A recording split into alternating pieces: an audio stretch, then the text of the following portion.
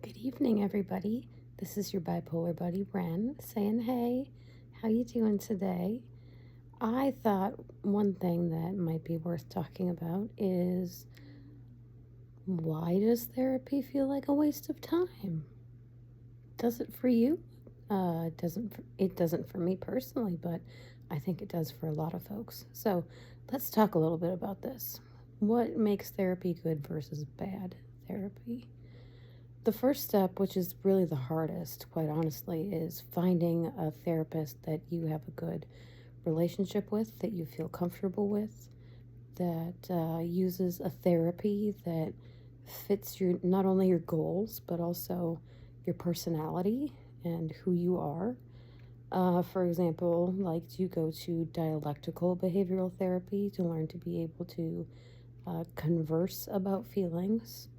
To go to cognitive behavioral therapy to work on retraining your thoughts and thinking about how your thoughts and your emotions are related and how that relates to your behaviors.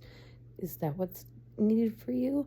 Maybe you need more trauma informed therapy. There's EMDR, play therapy, art therapy. There are so many different therapies out there that it's important to find out what works best for you. And that might take some trial and error, but don't be disheartened.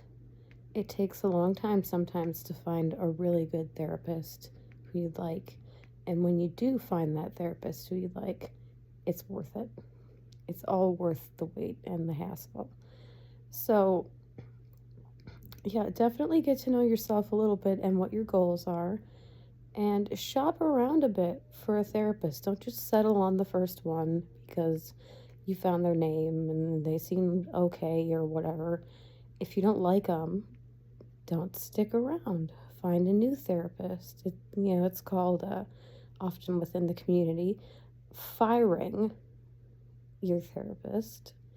You just don't go back to see them anymore. You close out your case. You make appointments with someone else and you give them a try, and hopefully their style fits your needs better than your previous therapist does. But it's really, really important for all of us to remember that when we're talking to our therapists, we should be as honest as possible, because the more honest you can be with your therapist, the more your therapist can actually help you and give you the skills and the tools that you need to navigate the world or any particular situation that you may be in therapy for. I also really want to make sure that we all keep in mind, myself included, this is difficult to keep in mind, but therapy is homework. It's not like go in for an hour a week, talk to a therapist, bam, magic, everything's better now. It takes time and it takes work, but the work pays off. If you do the work, things are going to get better. Things are going to get easier. You'll get more practice at implementing skills like, say, grounding yourself when you're feeling really anxious. Being aware of your senses. What do you smell? What do you see? What do you feel? There are a lot of grounding techniques out there. Some of them are like deep breathing or progressive muscle relaxation, things like that. But that's not exactly the point. The point is, do the homework, whatever it happens to be. Practice the skill. That's how we learn, and that's how we grow. So don't feel disheartened if therapy isn't working for you 100% right at the get-go. It is a process. And for some of us, like me, it's a lifelong process.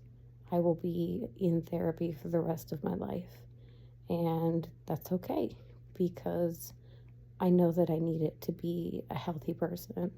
And I'm happy to do the work because I want to live the best life possible. And therapy helps me do that. So I hope that this little spiel here was helpful for you. If you have any questions or comments about therapy and the therapy process, pop them in the comments. be happy to read them and have a conversation with you all about it. So thank you very much for all your time. I'll see you later. Bye.